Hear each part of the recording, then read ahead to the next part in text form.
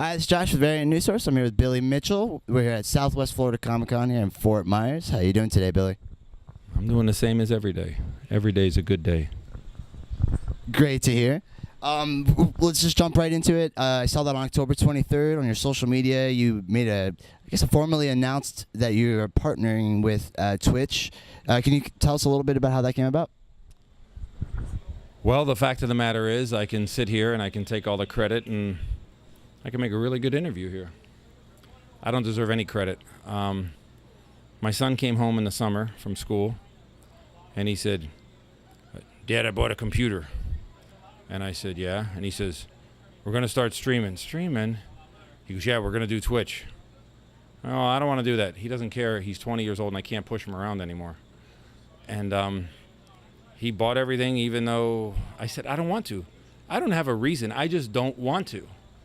I'd rather sit on a couch and spend time with my wife and that kind of stuff." And he didn't care. He bought everything. He set things up with Twitch, and he said he said A, B, C, D, and that'll be a partnership. And I'm not paying attention to what he says. But when he set it up, he and I were playing together. Well, that's father-son time. He's away at college, so I like to spend every minute with him I can. So I went along with what he was doing. And to be honest, I guess because it was the two of us interacting, it was fun. And then there's people popping on the screen that I know and I've met at different places, like SWFloridaCon. And so it was fun. And there were scores, and they were successful, and his scores were going up too. And it just became difficult to say no to because it was fun. I don't really have words for it. And I'm a guy who's got a lot of words, in case you didn't know that.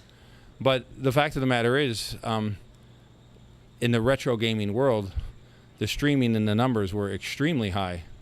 And then he said Twitch is going to make us a partner, not an affiliate. And he knew what that meant. And I said, "Well, is that good?" And he says, "Yeah."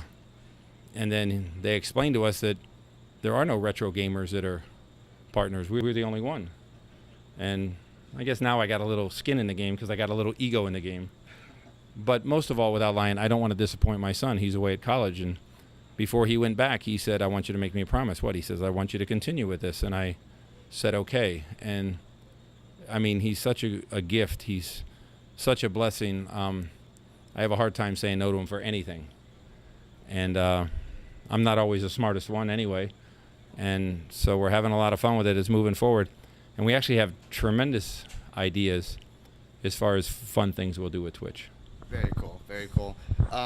You've been described as the video gamer of the century. Whoa.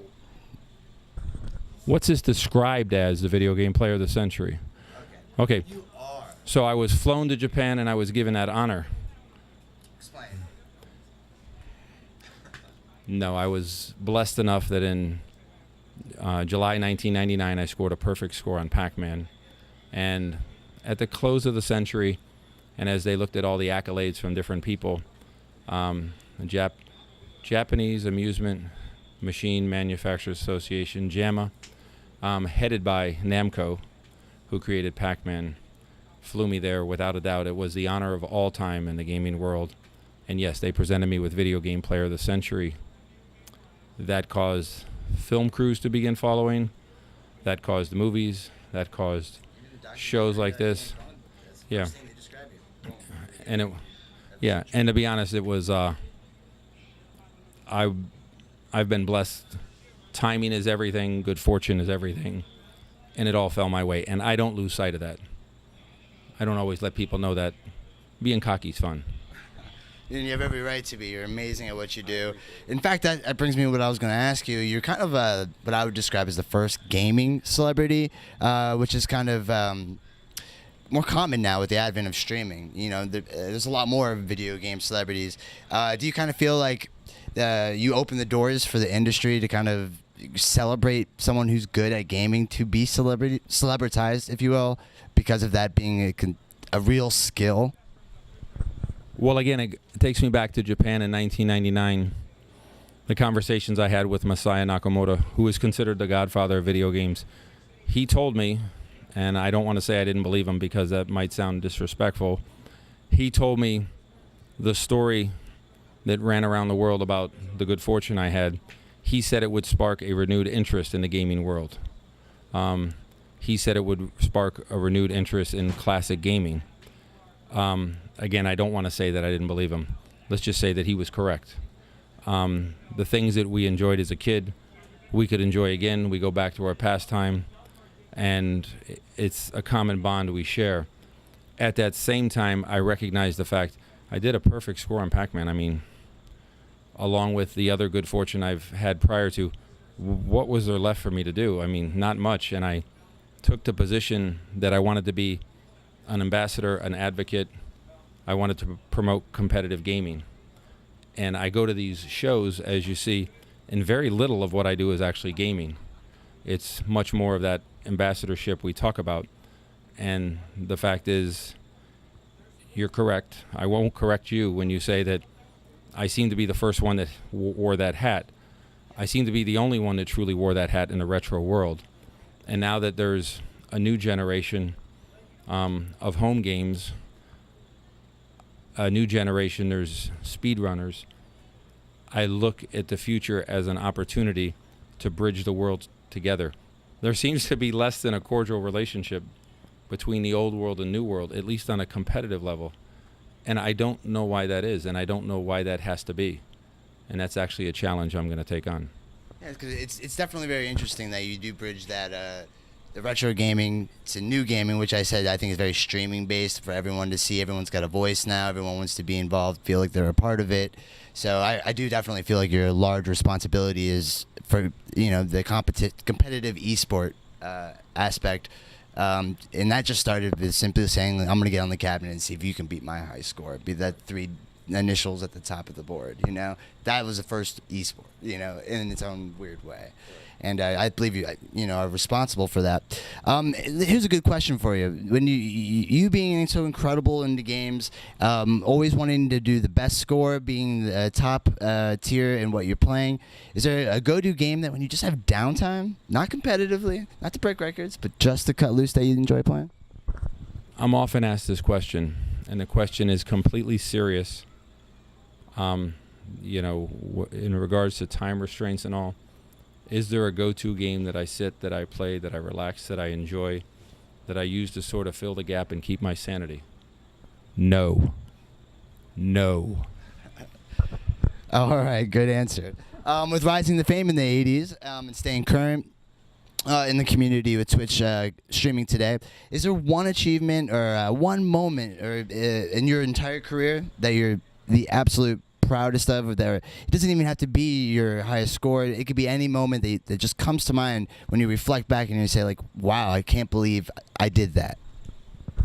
Okay, we're talking about the gaming world. We're not talking about personal life. We're not talking about family, business. Are known in the gaming community. Yes, without a doubt.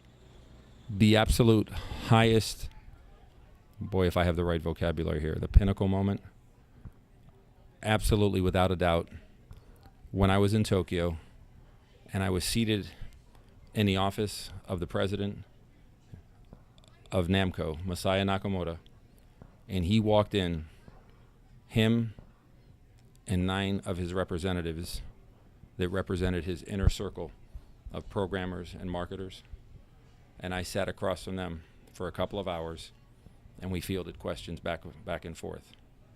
There's not a kid who ever played video games who wouldn't want to be in that seat right then, as I said to him, right then, right now. And without a doubt, that was the single most moment that stands out in my mind. I don't know if I thought to myself, wow, I've arrived. I don't know if I thought to myself, wow, I've reached it. I don't know if I say, gee, I'm done, I can relax. Or if I said, gee, what am I going to do after this? But without a doubt, I reflect back on that exact moment when I was there and I stood up because they walked in. And the truth is, the conversations we had there, I never spoke of. They were too deep and too personal. I mean, there was such a personal exchange and relationship between he and I that I never spoke of them and I never shared them with anybody, not the media or anything. And then a couple years back, I had a similar moment at their arcade in Chicago. It's called 257, where some of that was discussed again. And because it was discussed publicly, on camera, in front of an audience, I guess I liked that because it gave me the comfort that I could speak about those personal conversations we had and not feel guilty. In other words, if they spoke about it openly on camera, well, that meant I could. Yeah. And so maybe that's even my second most favorite. To share that experience. Yeah, absolutely. Get it out there. Right, absolutely. I was going to ask you actually about since your son introduced you to Twitch and to describe your relationship with him, and this relates to gaming today, but better yet, since you kind of covered that, I was going to say, since your son does in fact involved with Twitch, does game, has he ever said, Dad, I'm going to try to take on that high score or get as good at retro gaming and ask you for tips? Is that something that ever crossed his mind to get into the competitive retro world? Not at all, not even close. He Is that what? No, he enjoys the home games too much. I call them home games, modern games, I guess is the right word. Console games. And I'm often asked if I play console games, and I say no. A couple of reasons. I cannot play a game as I watch him. I cannot play a game that uses at least 9 fingers. That's just not something we ever did. That's the first reason. The second reason is 2 buttons and a joystick. Yeah. And now we have all sorts of controller add-ons and 7-button configurations. Right. It's a whole different world. Yeah, the other factor is I don't want to play anything that he can beat me at, and he beat me at every one of them. But he doesn't have the same passion for classic games as he does console games. Could be, you were around when it was the only thing to choose from, so you grabbed what was there and right. Took it by the horns. Where he's gotten endless options right. now, in the gaming world so different. But because of Twitch and the fun we've had that I described earlier, he does have some more passion for it, particularly Donkey Kong. He says that if he was home doing nothing for a month, which he won't be, believe me, he says that he could get a kill screen. He could get to the end. I like what he's doing now instead, but Dad can stick to the kill screens. Yeah. You stick to the death kills. Yeah, he's absolutely incredible. People ask me if he has a passion for him. His passion is beyond the pale. I mean, to the point when he was growing up, it was scary. But he did everything in his life to that strong degree. He was so passionate about everything he did, from his schoolwork to his physical activity. He played sports. His favorite was football. And he did everything to that extreme degree. So at some point I realized it was part of his personality. It wasn't necessarily the games. Gotcha. Okay. Actually, one might argue that Fortnite, because you're on Twitch, is actually the hottest game that's streaming right now. I think they get the most views, if I'm not mistaken. Is that a game that you of your son have ever gotten into?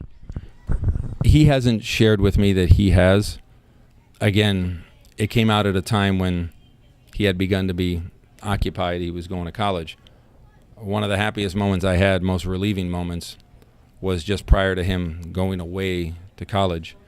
He said to me, he says, Dad, I can't take these games with me. He had that maturity and recognition that I would have never had at his age. For me, it was a little different. Yeah, for me, it was a little different. You had to go to the arcade. When you were home, you were home. No, you didn't play games. As you know now, you play games around the clock. Yeah, and it's open 24 hours. But he hasn't played that game much. And like I say, for me, it's simply beyond the scope that I have. I understand that. And I got to ask you, do you ever put any time aside? Because I know that a lot of your streaming you do with Donkey Kong to attempt a new high score on Donkey Kong these days. Is that a goal you plan on just kind of nipping away at until it maybe becomes a reality again? Yeah, there's different things that I'm doing, things that I'm reliving or reminiscing that I used to do, things I'm polishing, as you say. And yeah, I'll have some surprises and some higher scores coming. 100%. Very cool. And I know you stay busy operating with a restaurant franchise as well as the hot sauce company, which it's been a while now. You've been with the hot sauce company. I mean, even back when King of Kong, and that was 2007. So we're talking years, over a decade. Is there any other ventures or things that you want to look into outside the scope of gaming, just like you have before in the past? Anything new that you're working on? There's some entertainment opportunities, some filming that's very, very much in the works. The majority of my time is hot sauce related. You say since the King of Kong. That's when I discovered, and that's 2007. So this goes to show you. Yeah. Years ago then. I mean, so I don't even know. It's been nearly the exclusive source of my work since about 1991. Before that, it was as well to a lesser degree. But yeah, that's what I do, and it's kind of what I know and what I'm good at. So because things go well there, I'm able to spend time and break away and come here to SWFloridaCon. I don't think that those things will change a lot. I think there'll be some more interaction in video games. There'll be some entertainment opportunities. And other than that, it'll be business as usual. Very cool, Billy. And where can we find you online to follow you and see what you're up to? Well, I'm supposed to mention Billy_Mitchell. That's the Twitch page. And I was actually about to ask you that next. Where can we find you on Twitch as well? Right. It might sound funny. I had 0 social media. 0. 00. They started a Facebook. They started I told you about Twitch. They started an Instagram, and they started a Twitter. I don't know the other addresses because there's somebody who helps them with me. Instagram, Billy Mitchell Official. I know that one. That's the one I actually see the most often. That's the one you sent me to. No, I think that used to be, and now it's Billy_Mitchell. Gotcha, I think the Pac-Man is Twitter. Gotcha. Okay. And this is an I think. I have family who helps me with it. I don't mean to sound funny, but I said way back, I said, man, if I go into the world of computers, I would fall in and I would never, ever come out. Rabbit hole. And that's why I was so paranoid about engaging it so much. So when I sit here and say, I still believe today that if I focused all my time on that, I mean, I wouldn't have a family, a business, I wouldn't have anything. So I have family who helps me. Very cool. Yeah, Who cool. walk you through the process. Yeah, and say, oh, here, this message came from this person. I did get your message on Instagram, but about 10 minutes later, my son called and said, oh, here, Dad, this guy contacted me through Twitch. Yeah. So that's what I mean when I say I get help. Nice. So like inadvertently they become your assistant. Yeah. In a weird way. And there's no secrets. And my son will say, this person's asking about this, Dad, and you're not going to do this and that and he'll have all the reasons why this is right or that's wrong. And he's been right to this point, so I pretty much respect what he says. The shoe's gotten on the other foot here. Well, very cool. I appreciate you sitting with us today and having this interview. We're at SWFloridaCon. Catch Billy while you're here. He'll be here all day long. And thank you for your time. What, are you kidding me? You don't have any tough questions? You want anything you would like to add on to this, Billy? While we're sitting here? Yeah, he's here. Out there we got hot sauce, and it's too hot for him. What kind of, they're supposed to send me a tough guy. You got the wrong guy, Billy. All right. I appreciate your time. Thank you so much.